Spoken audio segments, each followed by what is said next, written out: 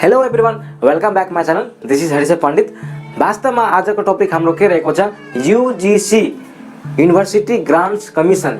यदि तपाईले युट्युबमा गएर यूजीसी भनेको के हो सर्च गर्नु भने त्यहाँ सबै भनेको इन्डियाको यूजीसी को बारेमा रहेको छ। मिन्स नेपालीमा एउटा पनि भिडियो बनेको छैन अनि यसको बारेमा धेरै विद्यार्थीहरूलाई, ब्याचलरका विद्यार्थीहरूलाई पनि थाहा छैन। त्यही भएर आजको भिडियो तपाईको लागि धेरै नै महत्त्वपूर्ण हुनेछ। र वास्तवमा नेपालमा एजुकेसन सिस्टम कुन प्रकारले कसरी चल्दछ, नेपालमा कुनै पनि युनिभर्सिटीको स्थापना भयो अथवा कति बेला गर्ने हो, किन गर्नुपर्छ र कुन बेलामा गर्ने, सबै कुरा भनेको यो यूजीसीले नै नीति निर्देशन दिने काम भनेको सरकारलाई गर्दछ। मिन्स नेपालमा जति पनि शिक्षाको सिस्टमहरू छ त्यो सबै भनेको यूजीसी भित्र नै हुने गर्दछन्। त्यसको नेपालीमा यसलाई के भन्छ, विश्वविद्यालय अनुदान आयोग, यूजीसी युनिभर्सिटी ग्रान्ट कमिसन। तब यसको बारेमा हामी पुरै यसले कस्तो प्रकारको स्कलरशिप विद्यार्थीलाई दिँदो रहेछ सबै कुराको बारेमा यो भिडियोमा म तपाईलाई जानकारी दिनेछु। सबभन्दा पहिला यूजीसी को ब्याकग्राउन्डको बारेमा हामी बुझ्छौँ। भनेको यूजीसी किन स्थापना भयो त नेपालमा। तब 1990 सम्ममा यदि हामीले हेर्यो भने त्यति बेला बहुदलीय प्रजातन्त्र आएको थियो हैन। त्यति बेला भनेको दुईवटा युनिभर्सिटीको स्थापना मात्र भएको थियो, जुन भनेको त्रिभुवन विश्वविद्यालय र एउटा भनेको महेन्द्र सांस्कृतिक विद्यालय। दुईवटा युनिभर्सिटीको स्थापना मात्र भएको थियो। त दुईवटा युनिभर्सिटीले नेपालमा भएको विद्यार्थीहरूलाई सक्षम रूपमा भनेको शिक्षा प्रदान गर्न पाइरहेको थिएन। भनेको त्यति बेला शिक्षाको के भयो, कमी भयो विद्यार्थीहरूमा। तब दुईवटा युनिभर्सिटीकोबाट के हुने भएन भनेको शिक्षा प्रदान राम्रोसँग हुने भएन। तब हामीले जुन बहुदलीय जति बेला आएको थियो बहुदलीय प्रजातन्त्र, त्यसको एउटा मेन उद्देश्य के थियो कि उच्च शिक्षालाई बढावा दिने। मिन्स देशमा भएको हरेक विद्यार्थीलाई उच्च शिक्षा पाउनुपर्छ भने त्यसको नीति निर्देशन त्यति बेलाको थियो। अब त्यही नीति निर्देशनलाई भनेको आवश्यकता पूर्ण गर्नको लागि र देशमा भएको उच्च शिक्षालाई वृद्धि गर्ने, समन्वय गर्ने, समावेश गर्ने र सामान्य जनताहरूले पनि उच्च शिक्षा पाउनुपर्छ। र यसको अलावा हाम्रो समाजमा भएको आर्थिक अवस्थालाई विभिन्न वर्गहरू, जस्तै हाम्रो समाजमा छ तराईतिर डोम, मुसहर, चमार इत्यादि महिलाहरू र जुन पिछडिएका जनजातिहरू छ र दलितहरू छ, त्यो सबैले पनि उच्च शिक्षा पाउनुपर्छ। र त्यो उच्च शिक्षा भनेको त्यो जातिले उच्च शिक्षा कसरी पाउने, त्यसलाई विशेष छात्रवृत्ति दिएर उसलाई शिक्षा प्रदान गर्नुपर्छ भन्ने हेतुले 1993 मा यसको के भयो, स्थापना भयो। हुन त 1993 मा नै यसको स्थापना भयो, तर यो भनेको कार्यवाहनमा 1994 मा यसको काम भनेको सुचारू भयो। त अब यसको एउटा मेन उद्देश्य के हो कि नेपालमा मल्टी युनिभर्सिटीको स्थापना गर्ने। मल्टी युनिभर्सिटी भनेको बहुदलीय धेरै मात्रामा युनिभर्सिटीको स्थापना गरेर त्यही कुन कारणले भनेको शिक्षाको अपुग भएको कारणले गर्दा मल्टी युनिभर्सिटीको स्थापना गरेर नेपालको शिक्षालाई नेपालको शिक्षाबाट एउटा 10 जनशक्ति तयार गर्ने, विश्वव्यापी रूपमा पनि हाम्रो नेपालको विद्यार्थीहरू गएर काम गर्न सकोस् र स्ट्यान्डर्ड एउटा एजुकेसनको स्थापना होस् भन्ने हेतुले के युनाइटेड ग्रान्ट कमिसनको स्थापना भयो। अब स्थापना त भयो, किन भयो र यो के को लागि स्थापना भयो वास्तवमा त, अब त्यसको बारेमा सेकेन्ड हामी टपिकमा चर्चा गर्छौँ। भनेको देशमा उच्च शिक्षाको गुणस्तरलाई बढावा गर्न, सहजीकरण बनाउन, समर्थन र वृद्धि गर्न युनाइटेड ग्रान्ट कमिसनको स्थापना यसै कारणले भयो। अब नेपालमा राष्ट्रको जति पनि हामीलाई कुन प्रकारको शिक्षित व्यक्तिहरूको अथवा शिक्षित कर्मचारीहरूको लागि राष्ट्रको आवश्यकता र देशभित्रको युनिभर्सिटीले national need for the educational work प्लेसमा काम गर्न सक्ने सक्षम जनशक्ति बनाउनु भनेको यसको एउटा मुख्य उद्देश्य रहेको छ। युनिभर्सिटी ग्रान्ट कमिसन राष्ट्रको सर्वव्यापी विकासलाई सहजीकरण गर्न, उच्च शिक्षामा क्रान्तिकारी र गुणात्मक परिवर्तनका लागि जनताको आकांक्षालाई सम्बोधन गर्न गठित गरिएको यो संस्था हो। र यो संस्था भनेको नेपाल सरकारको अङ्ग हो। जति पनि हामीले शिक्षामा कुनै पनि नीति निर्देशन चेन्ज गर्नु पर्यो भनेको यो यूजीसीले नै नेपाल सरकारलाई नीति निर्देशन गर्ने काम गर्दछ अनि नेपाल सरकारले मात्र यसको बारेमा केही कदम चाल्ने काम गर्दछन्। याद राख्नुहोस्, यसको एउटा मुख्य एम के हो, it's also aims to developing Nepali एकिमेडिया एज पर ग्लोबल स्ट्यान्डर्ड। नेपालको विद्यार्थीहरू नेपालमा भएको 10 जनशक्ति भनेको यहाँको शिक्षा पाएर नेपालको देशको विभिन्न क्षेत्रमा गएर पनि काम गर्न सक्ने भनेको ग्लोबल स्ट्यान्डर्ड एजुकेसन हुनु पर्यो भनेको यसको मुख्य उद्देश्य हो। र हाम्रो देशमा नेपालमा बिग्रिँदै आएको एजुकेसन सिस्टममा शिक्षा क्षेत्रमा बिग्रिँदै आएको समस्याहरूलाई निराकरण गरी एउटा गुणस्तरीय शिक्षा प्रदान गर्ने यसले मुख्य भूमिका खेलेको छ, त्यो हामीले बुझ्नुपर्ने छ। त यो यसको स्थापना किन भयो त्यो पनि बुझ्यौ, किन गरियो, के को लागि भयो त्यो पनि बुझ्यौ। अब यसको स्थापना त भयो, अब भनेको भावी जीवनमा निम्नलिखित मैले जुन अहिले जुन म भन्छु नि त्यो सबै कुराहरू पूर्ति गर्नको लागि भनेको निम्न उद्देश्यहरू पूर्ति गर्नको लागि यसको स्थापना भएको छ फ्युचरमा पनि। त त्यसको मुख्य हाम्रो एम्सहरू के रहेको छ यसको, त्यसको बारेमा अब हामी चर्चा गरौँ। अनि यस प्रोजेक्टको बारेमा म पछि भन्नेछु। त अब यसको निम्न उद्देश्यहरू के रहेको छ? सर्वप्रथम उच्च शिक्षाका लागि सुविधा प्रदान गर्ने, जस्तो स्कलरसिप प्रदान गर्ने, समर्थन गर्ने, समन्वय गर्ने र उच्च शिक्षाको गुणस्तरमा वृद्धि गर्ने। फर्स्ट हाम्रो यो भयो। सेकेन्डमा शैक्षिक संस्थालाई शिक्षित र प्रशिक्षित कर्मचारीहरूको राष्ट्रिय आवश्यकता पूरा गर्न सक्षम गर्ने, त्यो भयो। राष्ट्रमा जति पनि कस्तो शिक्षित व्यक्तिहरू चाहियो, कुन युनिभर्सिटीमा कस्तो प्रकारको कर्मचारीहरू चाहियो, सबै कुरा भनेको यसले नै नीति निर्देशन निर्धारण गर्ने काम गर्दछन्। र तेस्रो नम्बरमा विश्वव्यापी मापदण्ड अनुसार नेपाली एकाडेमिकको विकास गर्ने भनेको विश्वव्यापीमा पनि हाम्रो नेपालको विद्यार्थीहरू खट्न सक्ने, काम गर्न सक्ने भनेको त्यस्तो भनेको 10 जनशक्ति तयार गर्नु पर्यो भनेको यसले के गर्ने काम गर्दछन् भनेको विकास गर्ने काम गर्दछन्। र चौथो नम्बरमा ऐतिहासिक रूपमा देशको उच्च शिक्षाको विकास र गुणस्तर जुन बिग्रिँदै आएको छ त्यो समस्याहरूलाई समाधान गर्ने र चुनौतीहरूको पनि समाधान गर्ने र तत्पर रहने भन्ने काम यसले नै गर्ने गर्दछन्।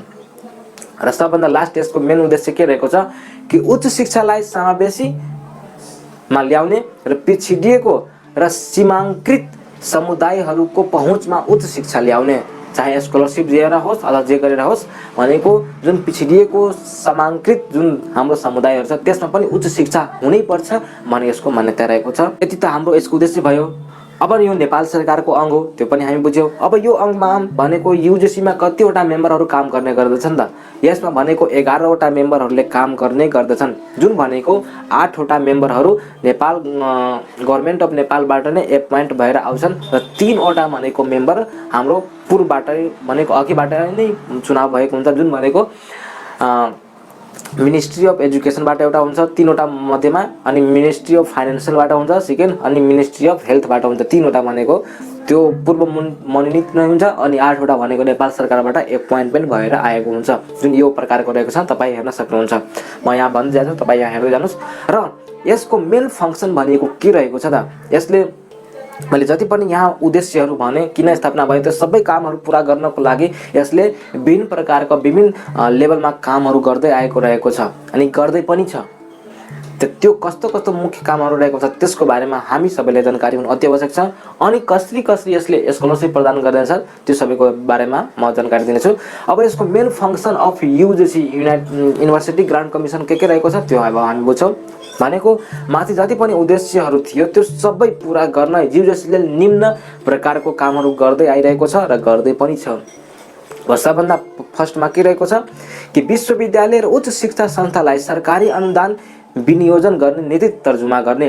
अब नेपालमा जति पनि 11वटा हाम्रो युनिभर्सिटी छ त्यो सबै युनिभर्सिटीमा कुन युनिभर्सिटीमा कति अनुदान प्राप्त दिनु पर्यो त्यो सबै कुरा नीति निर्देशन काम भनेको हाम्रो युजिसीले नै गर्दछ।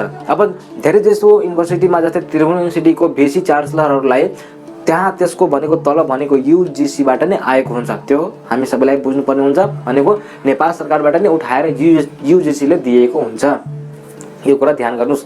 अनि सेकेन्डमा यसको मेन फङ्सन के रहेको छ कि विश्वविद्यालय र यसका कलेजहरूलाई अनुदान वितरण गर्ने र अनुदानको प्रावधान संशोधन गर्ने सरकारलाई के गर्नु पर्यो सिफारिस गर्ने काम। अब कुन विश्वविद्यालय कति मात्रामा अनुदान दिनु पर्यो सालसालै पनि को चेन्ज पनि हुन सक्छ, कुन इन्फ्रास्ट्रक्चरमा कसो विद्यार्थीलाई स्कलरसिप दिनुपर्ने बढाउने कि घटाउने सबै काम भनेको नेपाल सरकारलाई के सिफारिस गरेर मात्र यो सिफारिस गर्ने काम यसले गर्दछ। र तेस्रो नम्बरमा यसको मेन फङ्सन के रहेको छ, उच्च शिक्षाको स्तर कायम राख्न आवश्यक कदम यसले चाल्ने गर्दछन्। अब जुनसुकै लेभलमा होस्, जे गर्नु पर्यो, छात्रवृत्ति प्रदान गर्नु पर्यो, कति अनुदान दिनु पर्यो, सबै काम भनेको उच्च शिक्षाको गुणस्तरलाई कायम गर्नको लागि यसले हदैसम्म काम गर्ने काम गर्दछ। देशको 5th नम्बरमा हाम्रो रहेको छ कि देशमा नयाँ विश्वविद्यालयको स्थापना र विदेशी विश्वविद्यालय संस्थासँग सम्बन्धित शिक्षाको सञ्चालन सम्बन्धी मामलामा सरकारलाई सल्लाह दिने।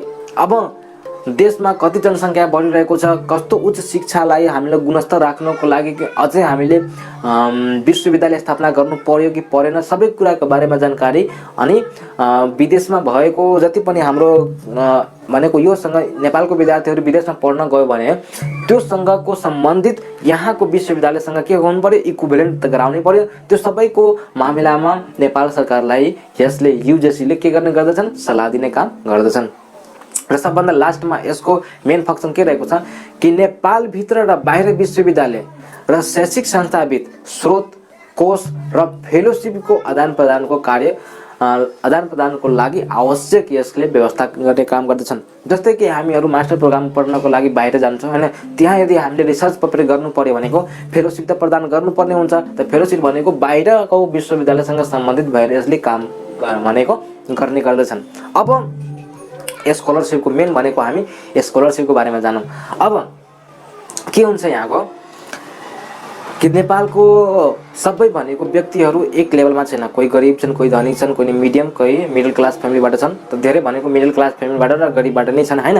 त्यो सबैलाई उच्च शिक्षा को लेभललाई भनेको साक्षरता बढाउनको लागि के गर्नु पर्यो, अनुदान त दिनै पर्छ विद्यार्थीहरूलाई, कलेजहरूलाई पनि दिनै पर्छ।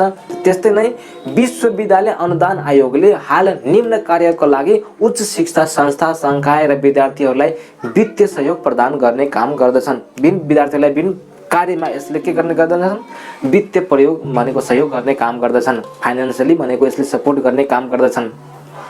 त ए नम्बरमा म यहाँ भन्दै जान्छु, ए नम्बरमा रिसर्च ग्रान्ट्स। अब त्यो ए नम्बर भित्रमा फर्स्टमा हाम्रो हुन जान्छन् इन्स्टिट्युसनल और कोलाब्रेसन रिसर्च ग्रान्ट भनेको इन्स्टिट्युसन भनेको अब त्यो भित्रमा गर्नु पर्यो, यदि कुनै हाम्रो रिसर्च गर्नु पर्यो भनेको त्यहाँ त हामीलाई युजिसीले के गर्ने गर्दछन्, हामीलाई अनुदान प्राप्त गर्ने, अनुदान दिने काम गर्दछन्। त्यसपछि हाम्रो सेकेन्ड नम्बरमा फ्याकल्टी रिसर्च ग्रान्ट्स। सेकेन्ड नम्बरमा तपाईँ यहाँ बुझ्दै जानुहोस् त यसले के भनेको छ तपाईँले अन्दाजा गर्न मजाले सक्नुहुन्छ। थर्ड नम्बरमा हाम्रो हुन जान्छन् small research development and innovation grants. र अब बी नम्बरमा फेलोसिप एन्ड पार्सियल सपोर्ट भनेको फेलोसिप भनेको के हो तपाईँले बुझिराख्नु पर्छ हुन्छ। यो खासमा समग्रमा भन्यो भने कुनै पनि विद्यार्थीले कुनै जस्तै मास्टर गर्नको लागि कहीँ गयो भने हैन, त्यहाँ आर्टिकल लेख्नु पर्यो भनेको आधी रूपमा पैसा प्रदान भनेको काम यसले गर्दछन्। स्कलरसिप र फेलोसिपमा भनेको धेरै फरक छ। केही मात्रामा सपोर्ट गर्नु भनेको त्यसलाई फेलोसिप भनिन्छ। त्यही बी नम्बरमा फेलोसिप र पार्सियल सपोर्ट भनेको अब जस्तै फर्स्ट नम्बरमा पिएचडी फेलोसिप गर्नु पर्यो भने, सेकेन्ड नम्बरमा एमफिल फेलोसिपको लागि यसले सपोर्ट गर्दछन्। थर्ड नम्बरमा partial support for PhD or MPhil थेसिसको लागि यसले सपोर्ट गर्ने काम गर्दछन्। र फोर्थ नम्बरमा partial support for master thesis in the technical एरियामा यसले गर्नु पर्यो भनेको सपोर्ट हामीलाई गर्ने गर्दछन्। फेलोसिप एन्ड पार्सियल बी नम्बरमा भयो। अब सी नम्बर भनेको सपोर्ट फर रिसर्च इन्फ्रास्ट्रक्चर। तपाईले इन्फ्रास्ट्रक्चर जस्तै बिल्डिङ ल्याबोरेटरीहरुमा रिसर्च गर्नु पर्यो भनेको यसले हामीलाई फाइनान्शियली सपोर्ट गर्ने काम गर्दछन्। त सी को एक नम्बरमा हामी के यहाँ हेर्छौं, सपोर्ट फर स्टेन्टिङ ल्याबोरेटरीको लागि सपोर्ट गर्ने गर्दछन्। सेकेन्डमा सपोर्ट फर ल्याबोरेटरी स्टेन्टिङ एन्ड नेटवर्किङको लागि यसले काम गर्ने गर्दछन्। र थर्ड नम्बरमा सपोर्ट इस्टाब्लिशिङ रिसर्च म्यानेजमेन्ट सेलको लागि यसले काम गर्ने गर्दछन्। र अब लास्ट डी नम्बरमा यसले कस्तो सपोर्ट गर्ने काम गर्दछन्, डी नम्बरमा सपोर्ट फर ट्रेनिङ एक्टिभिटिज। त्यसभित्रमा के एक्टिभिटिज जस्तो कामहरुको लागि यसले सपोर्ट गर्ने काम गर्दछन्। जस्तै फर्स्ट नम्बरमा support for organizing national and international कन्फरेन्सको लागि, सेकेन्ड नम्बरमा supporting for training workshop and सेमिनारको लागि, र थर्ड नम्बरमा ट्राभल ग्रान्ट्सको लागि। र सबभन्दा लास्टमा भनेको इम्पोर्टेन्ट भनेको जस्तै सपोर्ट फर पब्लिकेसन। अब हामी मास्टरका स्टुडेन्ट अथवा पिएचडी का स्टुडेन्ट छौँ भने कुनै पनि थेसिस आर्टिकलहरू पब्लिस गर्नु पर्यो त्यो पब्लिस गर्नको लागि सुरुदेखि अन्तसम्म कार्य गर्नको लागि पब्लिस म्यागजिनमा पब्लिस गराउनको लागि यसले फाइनान्शियली सपोर्ट गरेको हुन्छ। त जस्तै financial support for publishing the research paper first नम्बरमा र सेकेन्ड नम्बर भनेको financial support for publishing the scholarly journal. त्यो सबै हामीले पब्लिकेसन गर्नको लागि यसले सपोर्ट गर्ने काम गर्दछन्। अब एउटा मुख्य भनेको के हो, नेपालमा जुन पिछडिएको को जनजातिहरू छ तराईतिर भनेको डोम मुसर चमारहरू यस्तो र मुसरहरू जुन पिछडिएको छन् त्यो व्यक्तिहरूलाई भनेको माथि लेभलमा पुगाउनको लागि यसले विभिन्न प्रकारको छात्रवृत्ति यसले दिने काम गर्दछन्। जस्तै तपाईलाई एमबीबीएस पढ्नु पर्यो अथवा इन्जिनियरिङ पढ्नु पर्यो भनेको यसले फुल रूपमा इन्जिनियरिङ एमबीबीएस को लागि 35 लाख जति यसले दिने गर्दछन् र इन्जिनियरिङ को लागि 12 लाख सम्म यसले दिने गर्दछन्। त्यस्ता व्यक्तिहरूको लागि हेर्न सक्नुहुन्छ यहाँ यस्तो प्रकारको स्किमहरू रहेको छ। तपाईले यहाँ पढ्नुस् मजाको साथ र यसको विस्तृत जानकारी गर्नको लागि तपाईले यो मैले लिंकको डिस्क्रिप्सनमा सबै मैले यहाँ दिइसकेको छु, त्यहाँ गएर तपाईँ हेर्न सक्नुहुन्छ, पुरै पढ्न सक्नुहुन्छ यसको विधान के रहेको छ। र भर्खरै यसले त्रिभुवन युनिभर्सिटीको 4वटा आङ्गिक क्याम्पस, पूर्वाञ्चल क्याम्पस, पश्चिमाञ्चल क्याम्पस र थापाथली क्याम्पस र पुलचोक क्याम्पसमा यसले भनेको यूजीसीले स्कलरशिप प्रदान गरियो। कस्तो प्रकारको इन्जिनियरिङहरुको लागि स्कलरशिप प्रदान गरियो, कस्तो प्रकारको इन्जिनियरिङ स्कलरशिप स्किम रहेको छ तपाई यो अनुसार हेर्न सक्नुहुन्छ र रिजल्ट पनि प्रकाशन गरियो। र यसमा कस्तो प्रकारको यसले नीति निर्देशन दिएको छ भनेको कि महिनाभरिमा 8000 को दरले विद्यार्थीलाई स्कलरशिप दिन्छ र पुरै फुल फी माफ हुन्छ स्कुलको र 3 सालसम्म भनेको यसले विद्यार्थीले यसको लागि काम गर्नुपर्ने हुन्छ भनेको। यसमा धेरै राम्रो त्यो भनेको दिएको छ र अरु युनिभर्सिटीलाई किन दिएन त्यो मलाई बुझ्नमा आएन। त्रिभुवन युनिभर्सिटीलाई मात्र किन दियो हामीले खोजी गर्नु पर्यो। र सबभन्दा मेन काम भनेको के हो, मैले अहिले जुन भने नि कि पिछडिएको व्यक्तिहरूलाई यसले स्कलरशिप प्रदान गर्दछन् त त्यो भनेको कुन मार्फत दिने गर्दछन् त त्यो भनेको student financially assistant fund development बोर्डले दिने गर्दछन्। के student financially assistant fund development board, यसको नेपालीमा भनेको विद्यार्थी वित्तीय सहयोग कोष विकास समिति। अब यसको छुट्टै वेबसाइट रहेको छ, त्यो वेबसाइट भनेको के हो www.sfafdb.edu.np बाट तपाईँ हेर्न सक्नुहुन्छ कस्तो प्रकारको स्कलरशिप स्किम रहेको छ। यो प्राय जसो भनेको जुन गरिबी रेखाको मुनिमा जुन हाम्रो समाजमा व्यक्तिहरू छ त्यसको लागि भनेको स्कलरशिप रहेको छ। र यसको लागि के छ भनेको तपाईले स्कुल पनि सरकारी स्कुलबाट पास हुनु पर्यो, +2 पनि सरकारी स्कुलबाट पास हुनु पर्यो अनि पछि गएर ब्याचलरको लागि जति पनि तपाईलाई किस्ता अनुसार पैसा दिने काम गर्दछन्। र यसले SFAFDB भनेको यसले धेरै प्रकारको स्कलरशिप दिने गर्छन्। अब यसको बारेमा तपाईलाई विस्तृत जानकारी चाहियो भने कमेन्टमा लेख्नुस्, यसमा पनि हामीलाई भिडियो चाहियो भनेर यो हामीले जान्नु अति नै आवश्यक छ। र यो यदि स्कलरशिपको बारेमा तपाईलाई थाहा छ भने आफ्नो भाइ बहिनीलाई तपाईले के गराउन सक्नुहुन्छ, स्कलरशिपमा पठाउन सक्नुहुन्छ। त्यही भएर हामी यो सबैलाई यसको बारेमा जानकारी हुनु पर्यो। त यो भिडियोमा यति नै। अब अझै यूजीसीले कस्तो प्रकारको स्कलरशिप प्रदान गर्ने गर्दछन् त्यसको लागि यदि तपाईँ भिडियो चाहनुहुन्छ भने कमेन्ट गर्नुस् हैन, अनि म त्यसको बारेमा पनि भिडियो बनाइदिन्छु। त यस्तै नै अब अर्को भिडियोमा हामी त्यही SFAFDB को बारेमा म भिडियो लिएर आउँछु। यस्तै भिडियो हेर्नको लागि तपाईँ यो च्यानललाई सब्स्क्राइब गर्न सक्नुहुन्छ। र अझै चाहिँ म इन्जिनियरिङ कोर्सको भिडियोहरुको बारेमा म के कोर्सको लागि मैले भिडियो लिएर आउँछु। Thank you for watching.